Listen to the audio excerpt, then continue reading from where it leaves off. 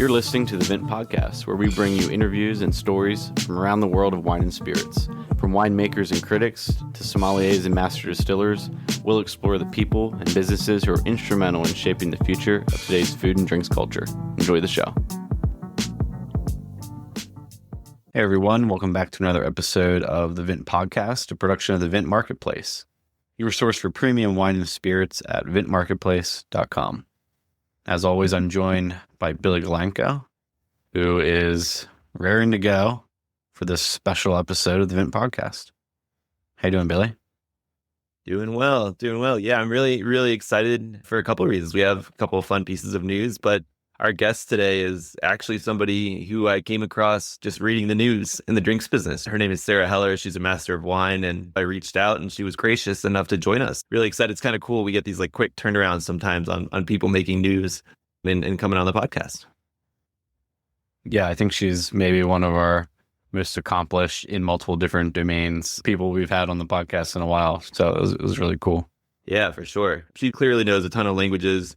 Super knowledgeable about wine, especially Italian wine. So we'll dive into a little bit more about her, but I want to pivot over to the news today. Actually, before we get to the news, Sarah works a lot with Italian wine. So I spent part of the weekend trying to work my way through markers for blind tasting Italian red wines that were outside of the Sangiovese and Nebbiolo camps. So that was a fun activity for the weekend. Can you name a couple of the key wines or varieties that you might want to look at if you're outside of those two camps? Oh, goodness. Sangiovese. Outside of Sangiovese and Nebbiolo. Oh, what did you say? Sorry, go ahead. Did you say Sangiovese and Nebbiolo? Yeah. Cab. Okay. I'm talking about like native varieties. Italian But yeah, grape. Super Tuscans would be reds you would want to know. But that was not what I was studying this week. Yeah. Native Italian grapes. You know what? I don't even know if I know. Wow. Well, yeah, do I know native Italian grapes besides Sangiovese? I don't think I do.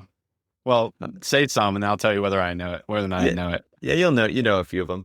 One of them is Barbera from Piemonte. Does Zinfandel count because it's like everywhere? If you call it Primitivo, sure. Yeah, that's right. Primitivo, yeah. There you go. But yeah, so like Barbera is one, also from Piemonte. Dolcetto, also from up there as well.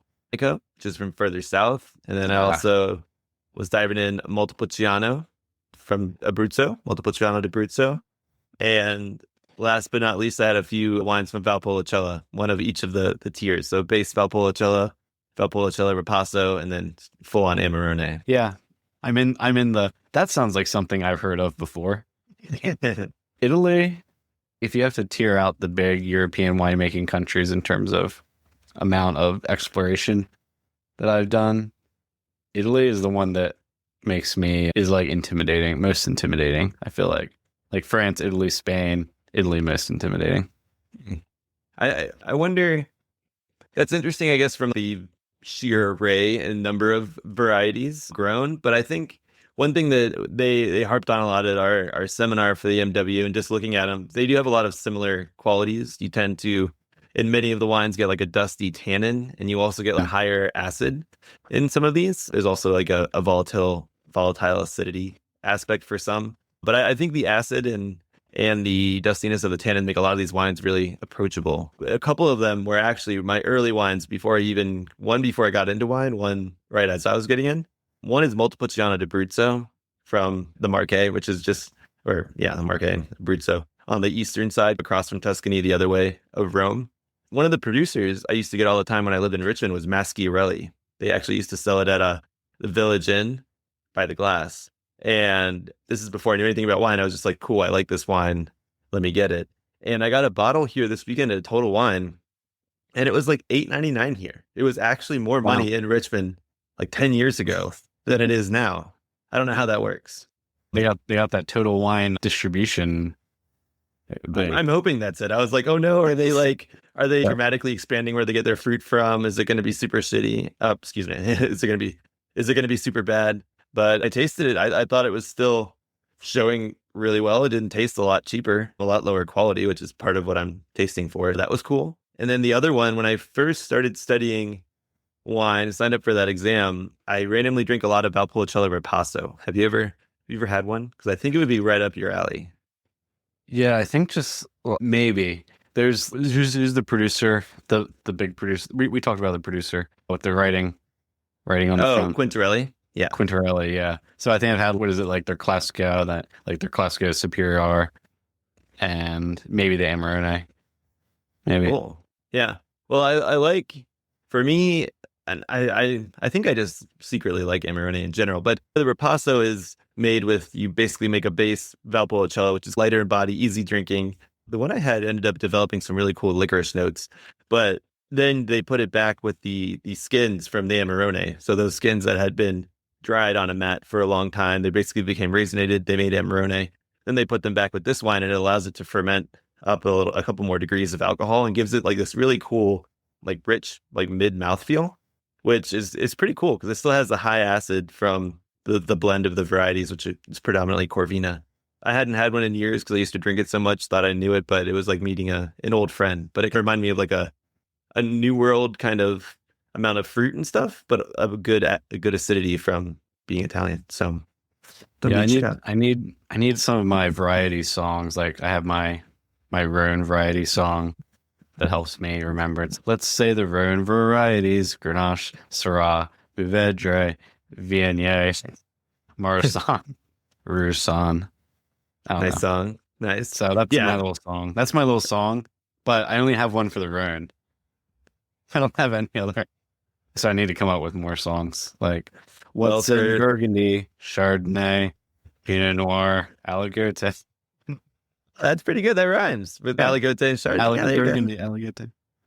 Nice, nice. Well, it's the three main varieties of Valpolicella are Corvina, Rodinella, and Molinara. So I don't know if you can sing those, but Yeah. uh, What's in Valpolicella? Something like that. Yeah. Let's name the grapes in California. Cab. That just ends. I don't know. that's sad. There's a lot more grapes. All right. Well, with that, let's get to the news before too much more singing. A couple fun ones. I'll start with one of your songs here, Burgundy.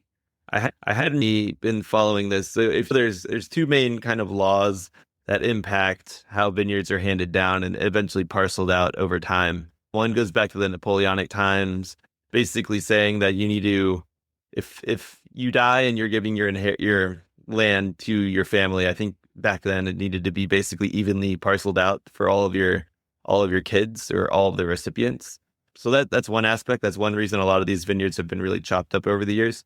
But then the other part was there was this is more of a modern day thing, an intense inheritance tax on all of these vineyards. So over the years, as Burgundy has become more popular and the land prices have become higher and higher, basically astronomical, a lot of the people who own these vineyards, when they die, they would hand down the vines to their family, but those family members wouldn't be able to afford the tax. So then they would have to sell it.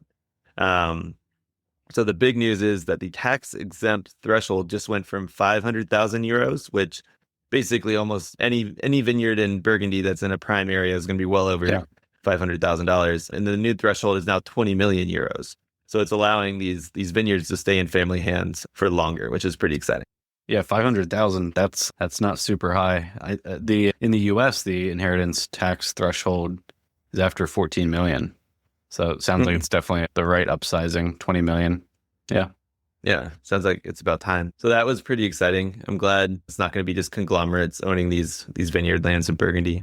And then the other news, I thought it was just an interesting release. How Penfolds and Grange have done a partnership in California. They just released a new wine that was a Penfolds and Paul Jabolet partnership where they blended some Grange and La Chapelle from the Northern Rhone, and they made a Syrah, a global Syrah blend. That sounds really exciting. It just came out, has a really cool looking bottle. These wine of the worlds, right? From Penfolds, isn't that what they call that series? Or Yeah, is this different? This is a branch? little different, as in I think those were more trying to be all under the Penfolds name, where like we get fruit from here and here, and it's just like Just different Penfolds. varieties. Yeah. Yeah, this one was like pure partnership, 50-50 blend of each wine. And even the label, if you check it out, you can see it on our website, or you can just check it out. It basically half the label is the La Chapelle blue, and their name is at the top, and then the bottom right side is Grange and it's red, and it's pretty cool. I think it's like Interesting. And then Jane Anson gave it 99 points when she tasted it, so it sounds very neat.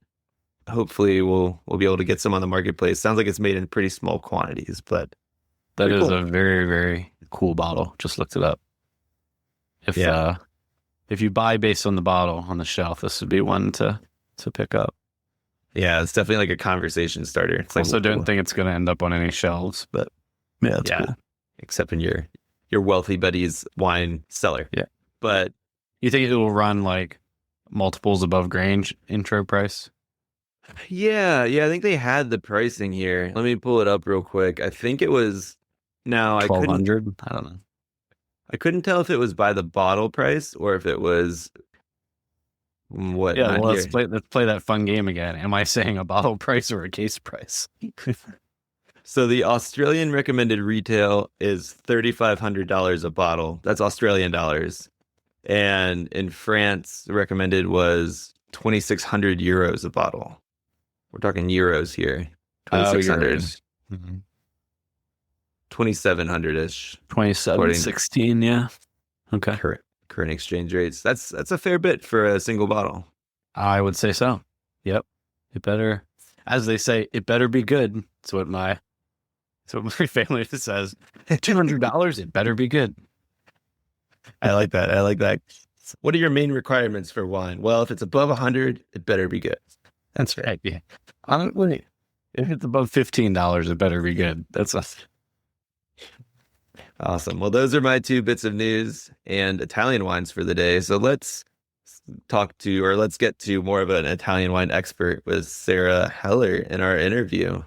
What do you think? Yeah, she definitely wouldn't just sit stupefied when someone asked her to name the native varieties of Italy. She has what seems to be, we know that she started her sort of wine journey in Italy. She's working at a restaurant, got turned on to wine and got to go around to a ton of different producers during her time there. And so her entire wine journey is really keeps coming back to Italy. And I know that she's spending a lot of time there today in her work and education, those kinds of things. So yeah, wealth of knowledge. Probably has forgotten 100 times what I'll ever know about Italian wine. So yeah, for sure. And she's basically a wine person of the world. I was born and raised in Hong Kong. The award that she got for the drinks business was the Asia Personality Award of 2024 for the content and education work that she does there. She writes for Club Oenologique. So basically, she's a jack of many trades. She's an artist. We talk about that at the end of the episode about her artwork. But I think it's really interesting to see.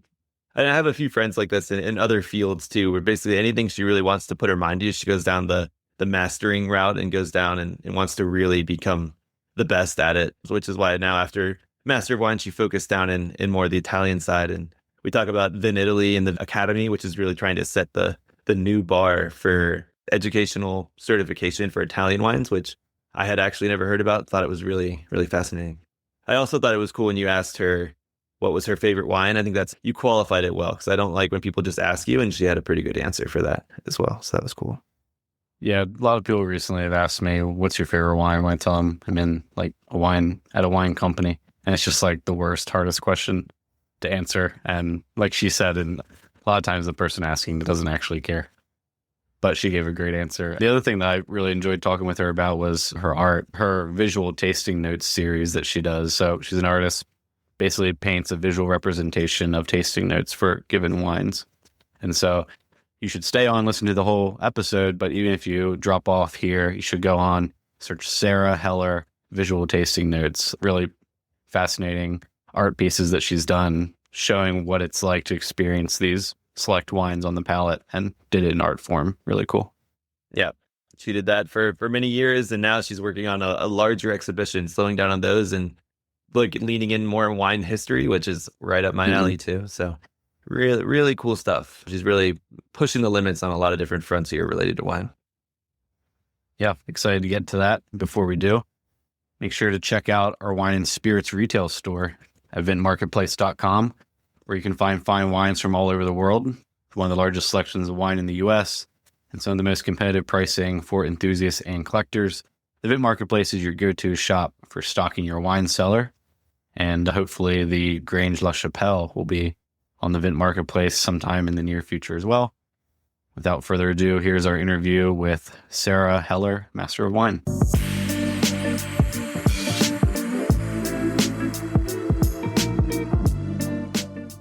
All right. We are here with a very special guest, Sarah Heller, Master of Wine. Thank you so much for joining today.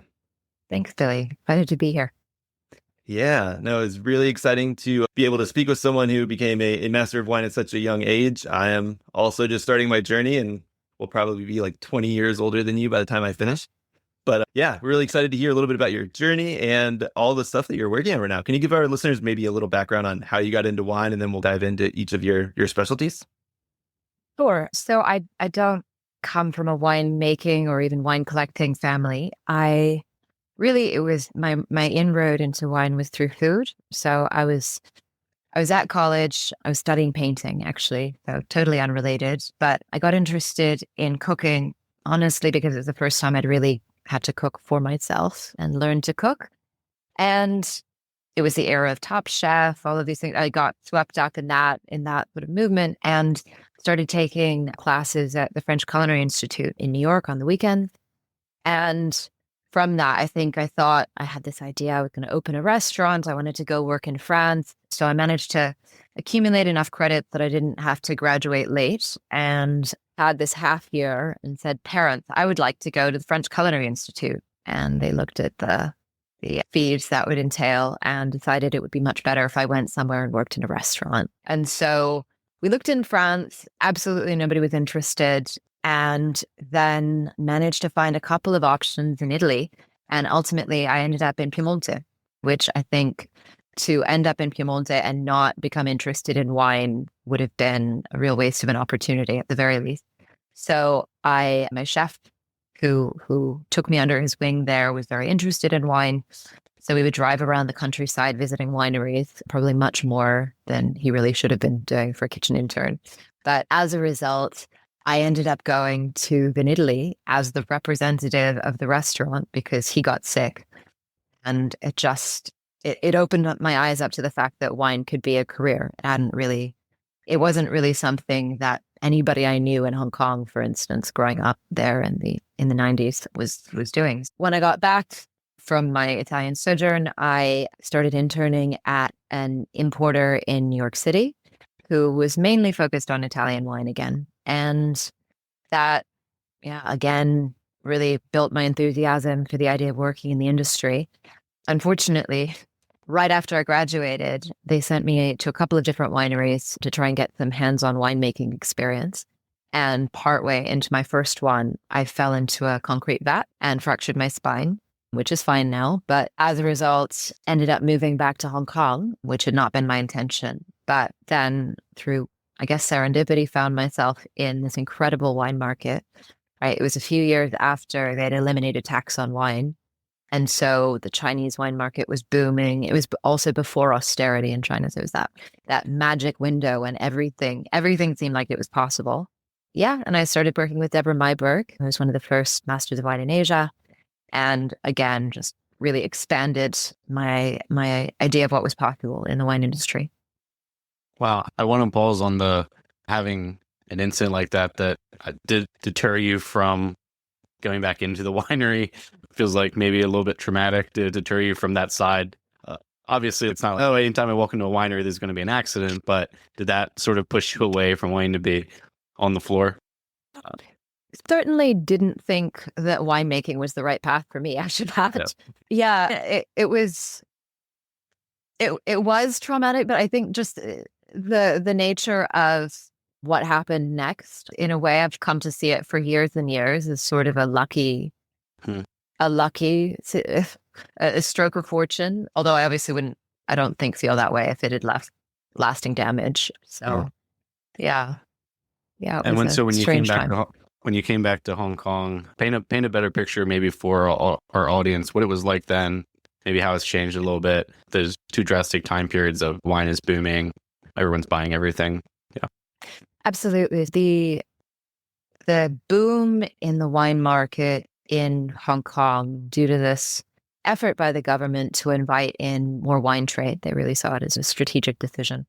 coincided with a period of economic instability everywhere else in the world, right? And so the wine industry had nowhere else to turn really but to focus its energies on Hong Kong and China. And it was a period, I think, when China in general was seen as the economy that was going to outstrip.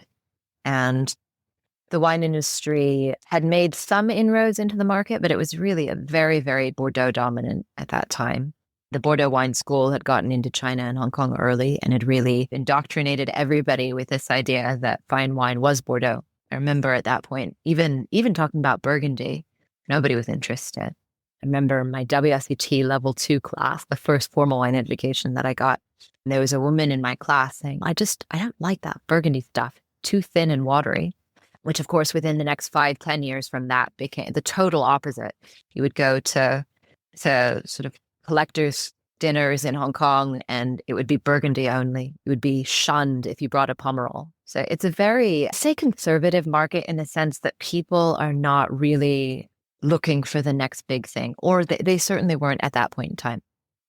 I think thanks to a sort of generational shift since then, it has become more open, and China certainly has become more open to wine styles of all sorts. I know natural wine is really having a moment there at the moment, sort of 10-15 years after everywhere else. But yeah, so it's at the time really felt like every wine representative body, every major winery was trying to get their place in the market. So there were so many opportunities. Everybody wanted to create education programs focused on the Chinese market. Everybody wanted to translate all of their books into Chinese. It was just, it was a really, I think, a wine market the like of which we will probably never see again, at least as far as what I'm predicting for my lifetime. Yeah, it's so interesting that a lot of people based a lot of what they were planning on for the future in terms of Asian sales on that trajectory, and they would just continue up. I know you're more focused now specifically on Italy, and I would like to talk more about what Vinitaly is for some of our non-trade listeners. But before we move on from Asia, how have you seen, like Brady was asking, we had Hong Kong then, we've gone through these kind of 15, 20 years, and I do feel the especially in China, the wine market is evolving, and there is now, like you said, an interest in more of these different styles of wine. They're growing more wine. The quality of wine that's produced there has increased dramatically. And then there are other markets like Japan and even like Taiwan that are also getting a little bit more sophisticated in their wine drinking. Can you talk a little bit about like the current state of the Asian market from your point of view? Sure. So I think the Chinese market has matured extraordinarily rapidly. We went from a phase when the focus was really on investment and some would argue speculation, right? And not really considering the wine as wine, right? It was made to a certain degree, or certainly for part of the market, a financial asset almost, or at least a store of value.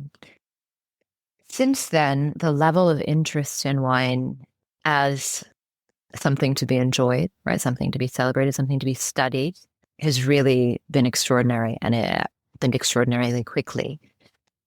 I think the involvement of a lot of younger people in the wine industry, a lot of women in the wine industry, it's something I talk about. I remember especially five or so years ago when there was a lot of discussion around inclusion, right, of very different types of people. And I was always being asked about whether I as a woman felt disadvantaged in the wine industry. And in Asia, if you look at a room, if you go into a tasting, at least half the faces are female.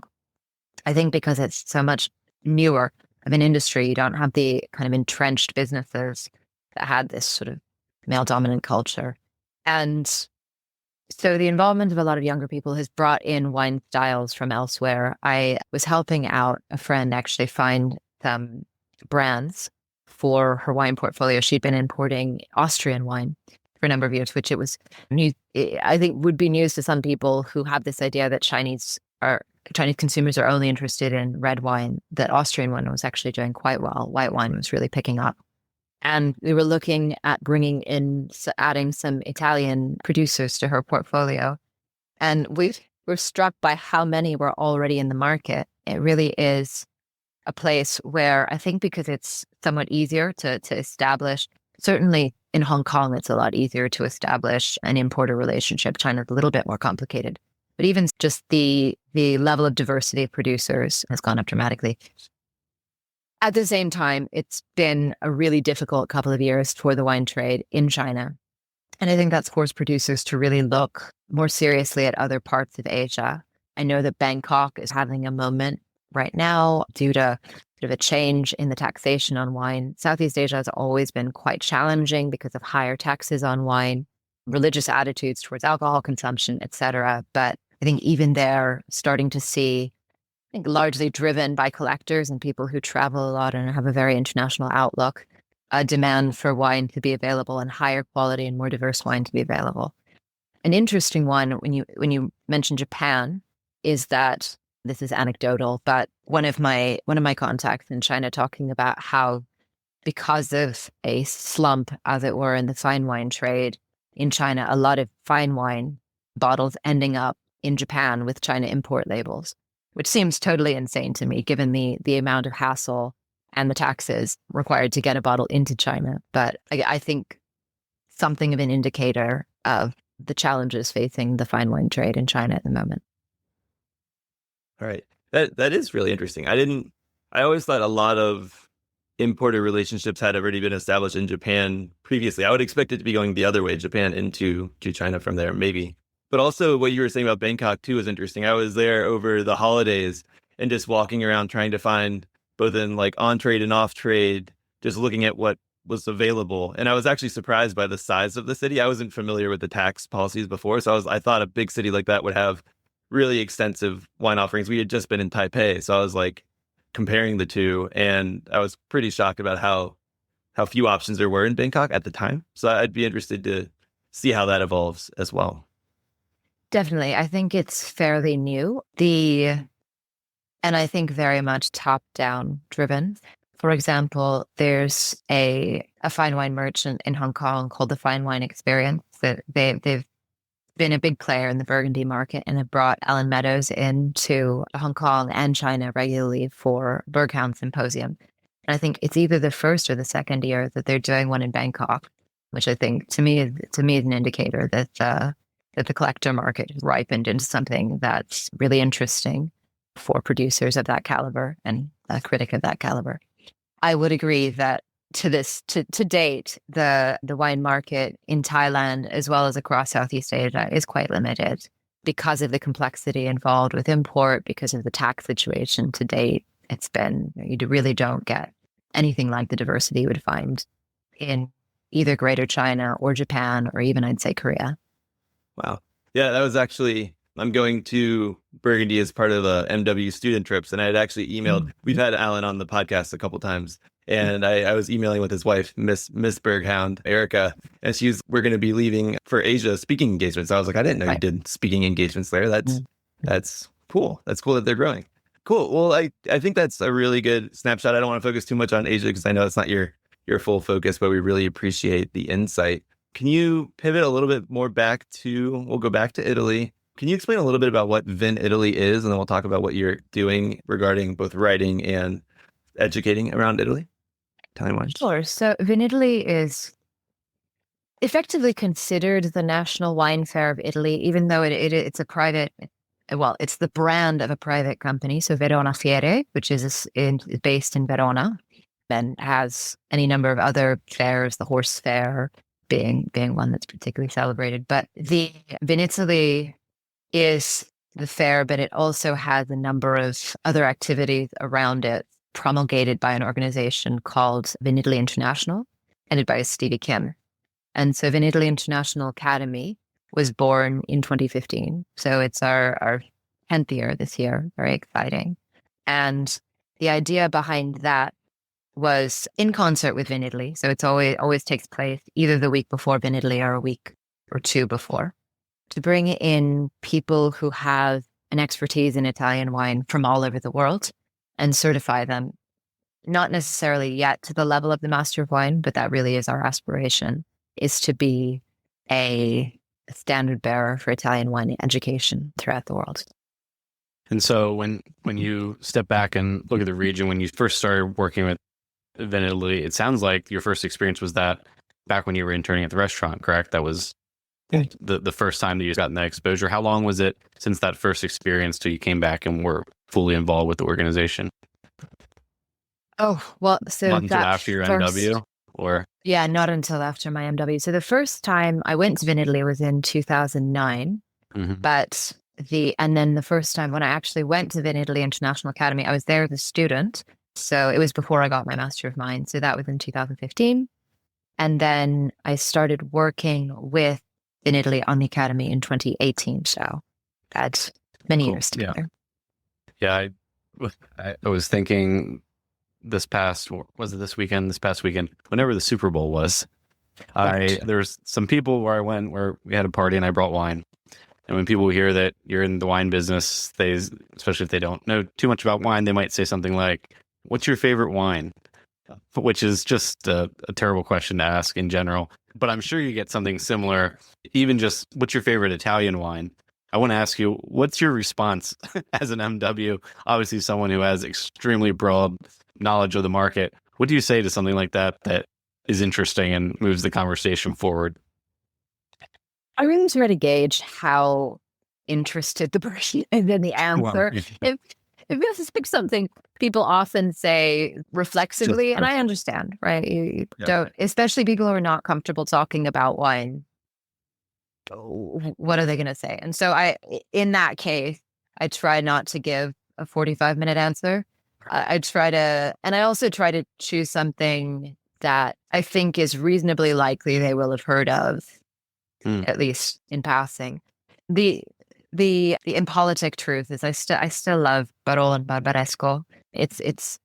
I guess my excuse is that was my first love, right? And you never forget your first love. And it simplifies the conversation if I don't have to explain for overly long what they are. Yeah, it's hard. The Nebbiolo grape is one of those that kind of once people have tried it, I think like Pinot Noir, they taste it and they can never really find anything that lives up. Sangiovese, I've really come round to, I would say. I think there's but partly because as the faculty for the Vinitaly International Academy, I think it would be completely irresponsible of me not to at least give everywhere else a chance. But also having spent a bit more time in Tuscany in the past couple of years, what I love with the noble grapes of Italy is how beautifully they reflect the environments that they come from. Right. And I like to think it's not just fantasy and sort of projection, but I really do think there's a sort of a relative aridity, dryness, golden sun-kissed quality to Sangiovese relative to Nebbiolo, which always has a slightly moodier, foggier, as it were, vibe. And I think that's beautiful. I think potentially more so than in other wine countries, possibly because there are just so many grape varieties that are unique to the specific place that they come from. We're able to see that pattern more clearly. That's the style of answer I'm going to use next time. Say, love Nebbiolo, extremely foggy, and the conversation. We'll go where it goes. No, yeah, that's cool. Maybe just a little bit about the spheres that you engage in Italy, where you spend most of your time educating, writing, and then we'll dig a little bit deeper. Awesome. Vinitaly International Academy truly covers everywhere in Italy. I have to acknowledge, obviously, that I don't have the same level of familiarity with all of the regions. A thing that is very helpful is we have supporters of Vinitaly International Academy that are regional consortii, and they will bring in 6 to 8 of their wine for each masterclass that we do over the course of our Verona program. So the Verona program for the Vinitaly International Academy is 4 days of study and then 1 day of exams. And over that, we'll have 8 or 9 supporter masterclasses, which has helped. For example, Orvieto does one, and I was not especially familiar with the wine of Orvieto. I'm actually going to Umbria for the first time this summer. Excited about that. It's one of the, I think, 3 region list I haven't been to yet. But I really appreciate the ability to dig into those wines in a way that's just not possible. We taste about 120 wines as the core over the course of the week, but we don't have time to do 8 Orvieto and pick apart their nuances and talk about which type of Greccetto, is being used. And so I've appreciated having those opportunities. So, as I say, Vinitaly International Academy everywhere. In terms of reviewing at the moment, the magazine Club Oenologique being based in London, I think the UK is not quite as Italy. Well, I think there's no debate. It's not as Italy focused as the US market. And it's only relatively recently that the UK market has come to really accept Italian wine as a fine wine, as a tradable wine. And so we wanted to start, we were absolutely certain we needed to have Barolo as part of the reporting, and then probably Brunello. But the question from there was, what else? And I advocated for Chianti Classico and Amarone. And those are two regions that I think in different ways are in transition, right? Amarone is really still trying to find its feet, figure out what direction to go in forward.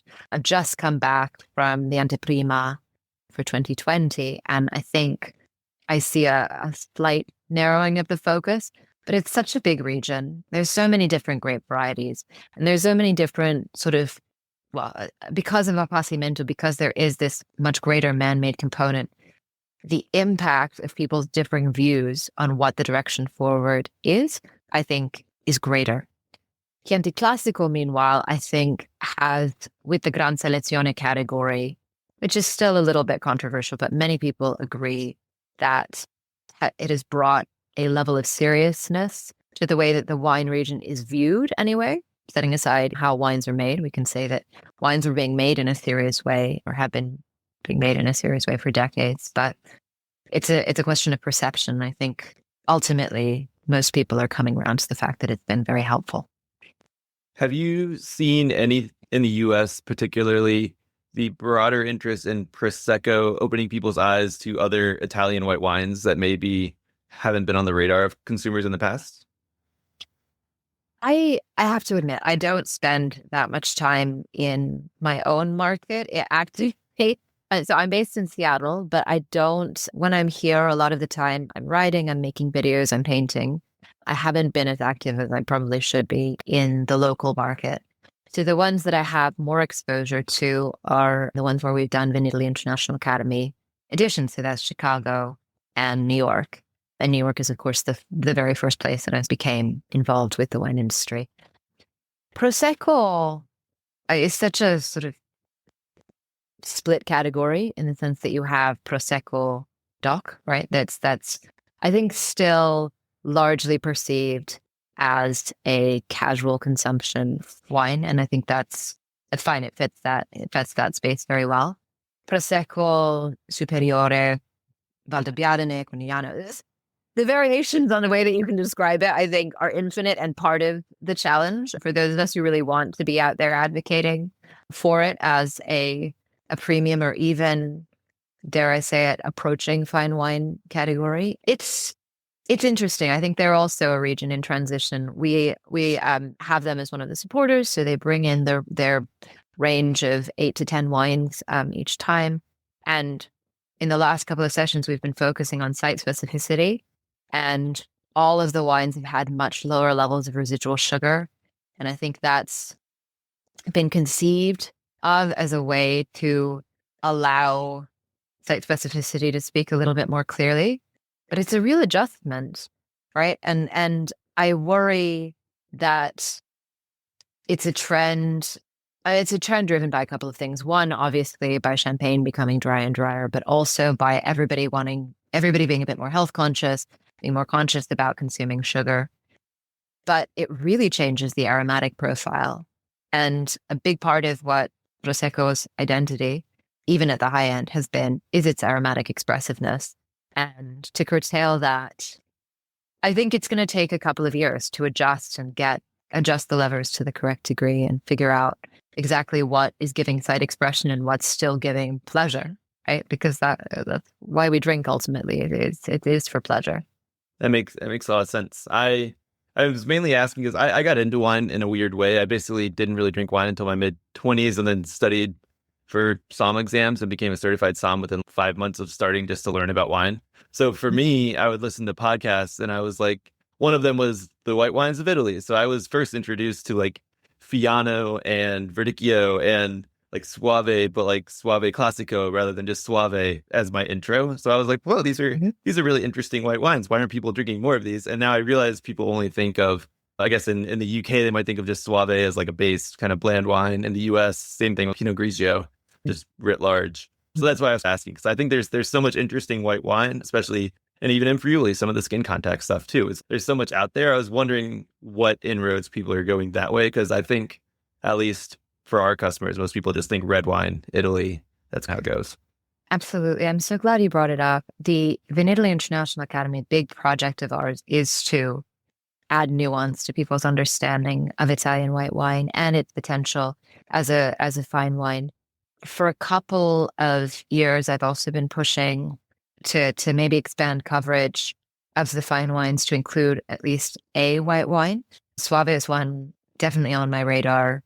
Soave Classico, I suppose I should clarify, although there's some outside, and as well as Etna Bianco. Marche, of course, with Verdicchio, incredible potential and already some incredible wines there, as well as in Campania, Fiano, Greco. I'll be completely honest that the focusing on Soave first for me would partly be logistical, because I'm already there for Valpolicella, for Amarone. It's just a little bit more complicated to get to Marche and to Campania on my rounds. But that is certainly not to say that there isn't potential there. And then Friuli, I think, as you mentioned, there's the skin contact wines that I think, I'm going to draw some ire for this, I suspect, but I think are a blessing and a curse, right? On the one hand, I remember the sort of early days of those orange wines, and Grosvenor was one of the wines actually in the portfolio at the distributor that I was working with in New York. And I remember tasting those wines for the first time and just, what is this? What is this? It's so different. But then a few years later, I had the opportunity to actually go to Georgia. That was in 2016. And just seeing the connection, where those came from, what the tradition that was representing, I think really helped clarify for me that these wines, when made sensitively and with that heritage in mind, and I think Grosvenor is somebody who's doing that, can be absolutely as valid a category as any other. The challenge I have is that so much orange wine in the years since then, I feel like has introduced this element of oxidation that really is not fundamentally a part of the way that amber wines, as they're called in Georgia, are made. And I think can be really flattening. It's in a way unfortunate that the whole category has become synonymous with natural wine, which is a movement that I have very mixed feelings about, having started out working with natural wine, but really watch certain circles within the natural wine sphere get more and more inward looking. I think the movement brought something really important to the wine industry. It forced everybody to be more conscious of what was going into the wine, of what was going into the agriculture. But I think when we get to a point where it's about purity, vaguely defined naturalness, I think there's something that maybe been lost along the way there. But anyway, to come back to the question about white wine, I think there are incredible white wines in Friuli that are not necessarily the skin contact wine. I think Friulano is having a really exciting period at the moment. Just seeing it develop a much clearer identity, leaning into the tropical character, that papaya character, but still with a really beautiful fresh acidity. I've been increasingly advocating for it as, and I hate this expression, but like a pairing wine for a lot of spicy or exotically aromatic foods from the Asian continent, whether that's Thai food that has a lot of sort of fresh herbal characters, or Vietnamese food, or actually Indian like curries, like really traditional spiced beautiful chicken curry, for instance. I think I in fact tried out the other day, and is marvelous with Friulano. That's really cool. I was going to ask a little bit about how much you've carried through your interest in what initially was more of a culinary journey, right? And I guess when you're back in Italy, what's the wine food scene like? How involved are you in like the food side?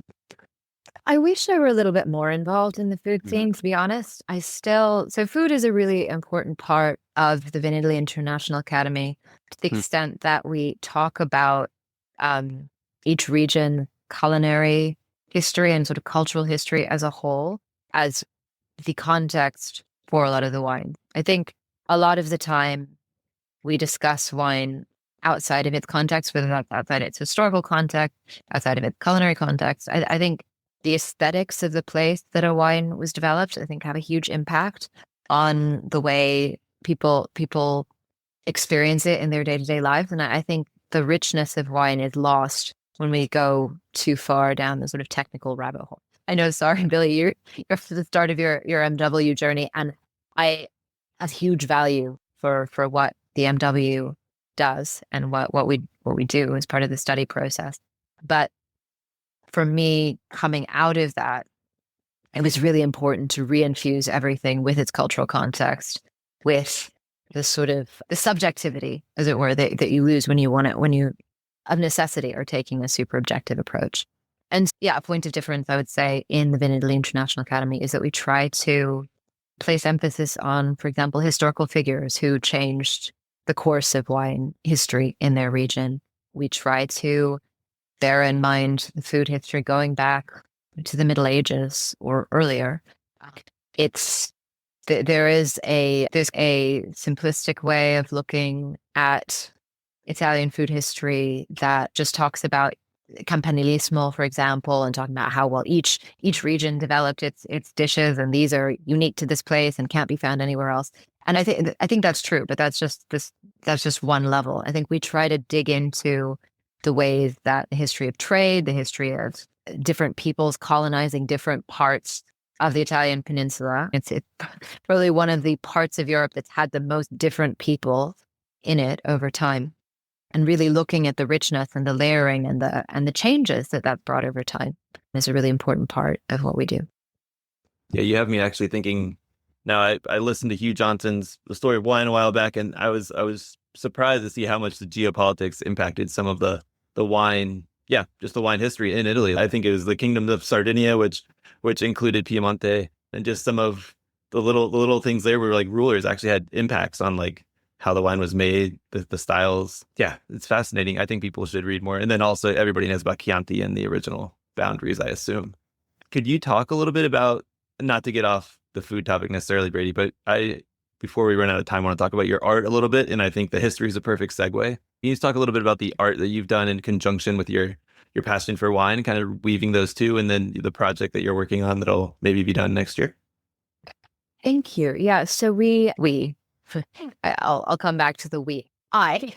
When I finished studying for the Master of Wine, as I mentioned, it was really important to me to try and reinfuse wine with this context, with this sort of deep subjectivity and joy that I think is something that is put on hold maybe while you're studying for the Master of Wine. I remember really narrowing my focus just to wines that could conceivably appear on the exam, right? So that I wasn't infusing my mind with all of these erroneous references or scent memories that were going to lead me off track. And immediately afterwards, it was, first of all, about tasting more broadly again. So older wines, more unusual wines. I know that the Institute has really made an effort to bring a lot more under the tent, but even it's a limited collection.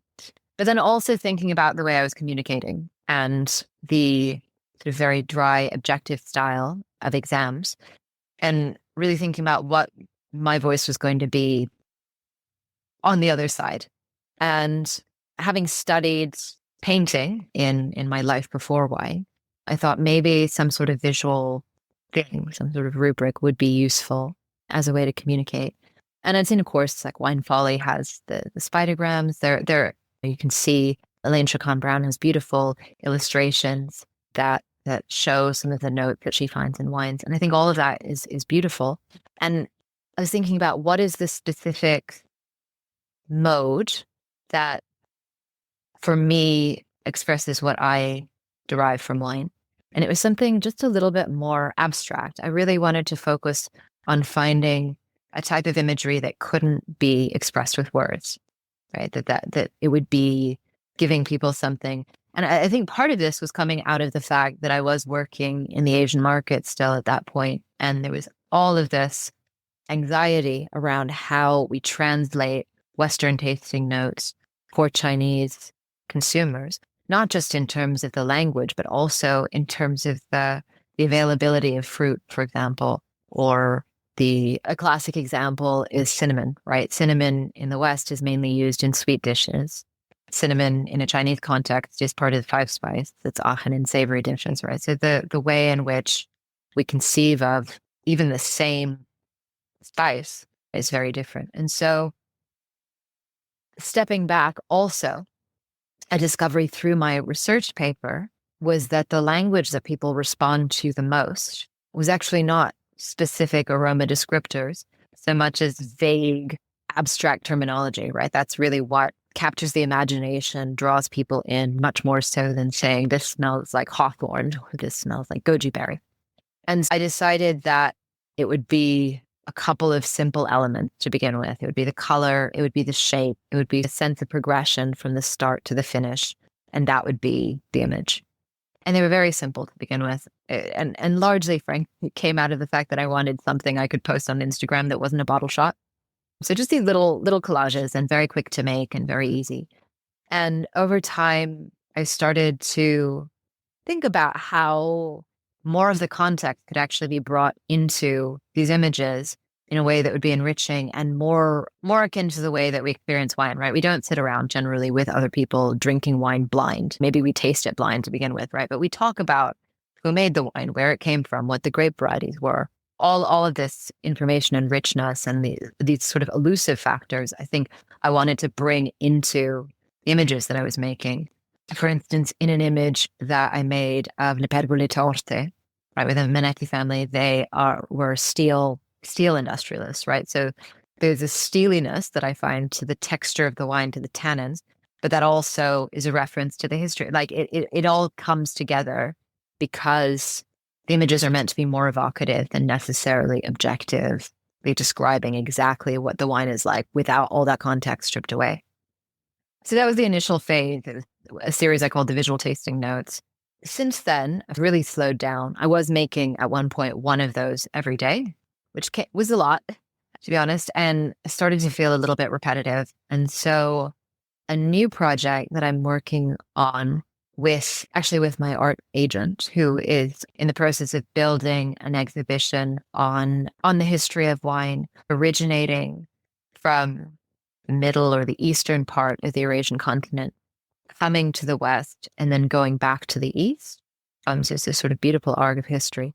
He's in the process of going to museums and sourcing the artifact, but part of that I'm hoping will come together is a series of paintings that look at the historical moment of various different important points in wine history. For example, the arrival of the Greeks and their encounter with the Etruscans is one of the first images. And looking at how that interaction between peoples resulted in the development of a particular wine style. And that was a wine style that had paler color, right? Because the wine was naturally the color of blood.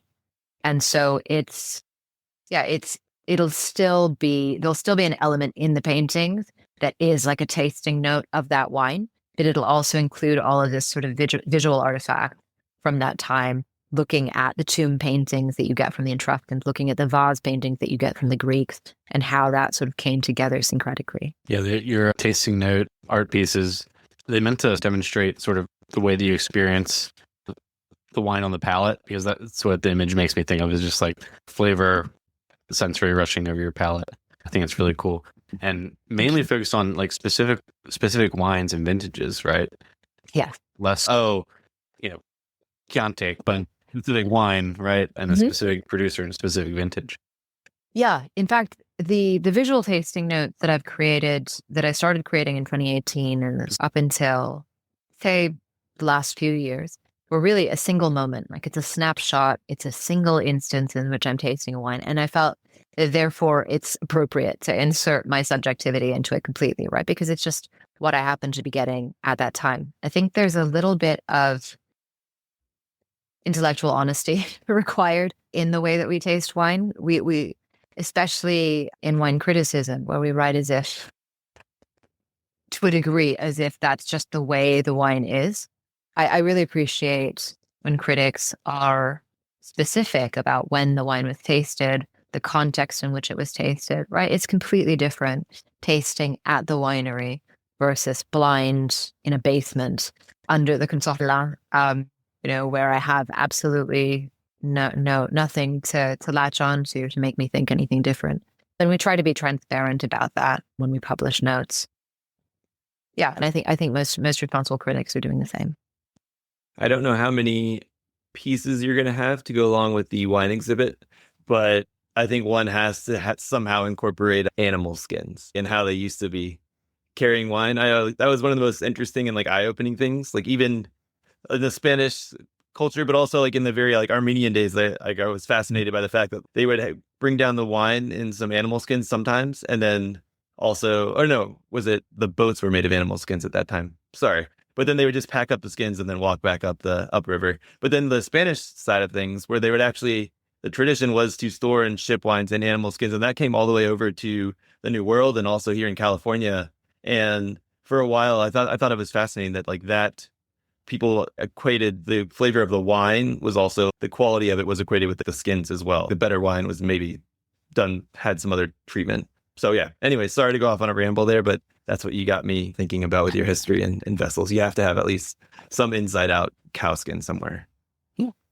I love that. In fact, the very first piece in the series is prehistory and like wall paintings. And yeah, there definitely are some drawn cows in there. So I think there is at least a nod to that. But I think what I love in that is this recognition. I think there's a real discomfort in the wine industry with acknowledging the importance of humans in the making of wine, right? And I think a big part of that is the natural wine movement, right? Like the wine makes itself, the wine is made in the vineyard. What is wrong with wine being an expression of human ingenuity? I think it's wonderful. It's the coming together of humans with nature. And maybe it's because we're really uncomfortable with industrialization, and I understand that, right? I understand the idea that maybe humans are able to have a little bit too much control, and we want to. But at the sort of artisanal level, there's something extraordinarily beautiful that happens between human beings and the grapes. And what I was getting to with the animal skins is all the other inputs, right? It's the culture feeding into the production process, right? So whether that's wood, whether that is animal skins, whether that historically was like the addition of resins, of salt water, different things. We have this long history of being very involved with the making of wine in different ways. And I think Appassimento, right, in Valpolicella, to come back to Amarone and the sort of challenge it's going through at the moment, is in the crosshairs of people who believe that minimal intervention is the direction to go. But I think to throw away Appassimento, something that's been present on the Italian peninsula prior to the arrival of the Romans, just it is such a deep part of the history, I think would be an extraordinary shame and ahistorical. I really like that context, and I think it's probably a good place to wrap, given that we've covered all sides of the world: art, culture, food, and wine. I appreciate it, Sarah. Thanks for your time. Lots of great insight, and you'd certainly lead one of the most interesting wine lives of anyone we've had on our podcast so far. Appreciate that. Thanks, Brady. Thank you, Billy.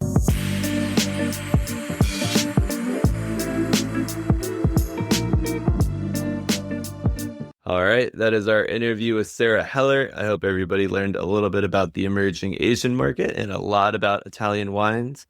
Everybody go check out her artwork and stay tuned for her exhibit. That'll come out, I think she said, later 2025 or maybe early 2026. So stay tuned for that.